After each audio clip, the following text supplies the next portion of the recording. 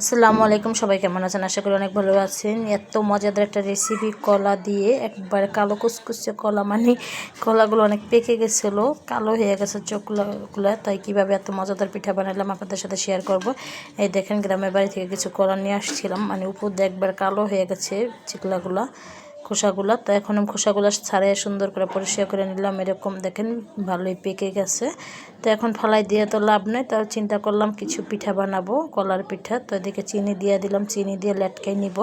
চিনি আর লবণ দিয়ে সুন্দর করে কলাগুলো লেটকাইতে নিব।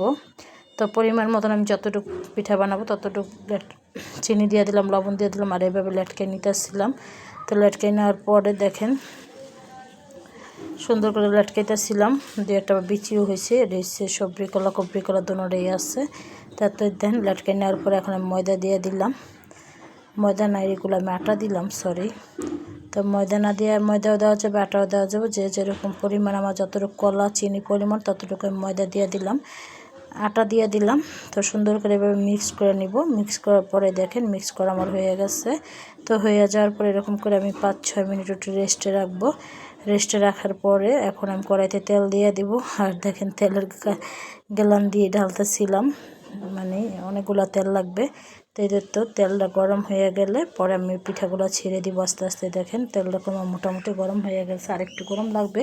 তো যাই হোক, আমি পিঠাগুলো এখন দিয়ে দিতে পারি, যে এরকম গরম হয়েছে। তো এরকম গরম হয়ে গেল। আর আজকে একটু গ্যাস ছিল, মানে মেন লাইনের গ্যাস ছিল, আজকে লাইনের গ্যাসে দেখি ভালোই ছিল। তো এখন থাকার পরে এখন আমি আবার করলাম, তো গ্যাসে তাড়াতাড়ি করে ভেজে নিলাম পিঠাগুলো। তো এভাবে এরকম কলা না ফালাইয়ে আমি পিঠাগুলো বানিয়ে নিলাম। মজাদার একটা রেসিপি। পিঠাগুলো এরকম খেতে অনেক সুস্বাদু, অনেক মজাদার লাগে আমার কাছে। আমি আরেকবার বানিয়ে খাইছি। যাই হোক, তো এখন আমি সব পিঠাগুলো এরকম করে দিয়ে দিতেছিলাম। দেখেন আর একটা কালার আসছে। তো কালার আসার পরে আমি উল্টাই দিব, মানে বলক আসতেছে, আমি দেখতেছি হয়েছে কি না। হয় নাই, এখন যে হয়েছে এরকম একটা কালার আসলে আমি পাল্টাই দিব সুন্দর করে। তো দেখেন পিঠাগুলোকে আমি উল্টাই দিতেছিলাম সুন্দর করে, উল্টানো আমার হয়ে গেছে। এরকম একটা কালার আসছে, মাশাআল্লাহ অনেক সুন্দর একটা কালার আসছে। মজাদার পিঠা। আর এই পিঠাগুলো খাইতে আমার কাছে অনেক মজা লাগে। কার কাছে যদি কেউ চেষ্টা করেন বানিয়ে খাইয়ে দেখতে পারেন, যে আসলেই পিঠাগুলো অনেক মজার।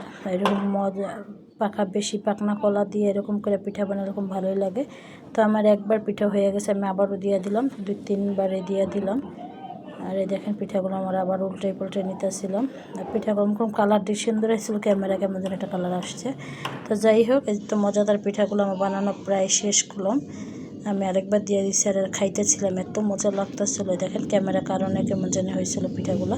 তো এত মজাদার পিঠাগুলো কেমন হয়েছে সবাই একটু কমেন্ট করবেন। সবাই দেখেন কত মজাদার পিঠা।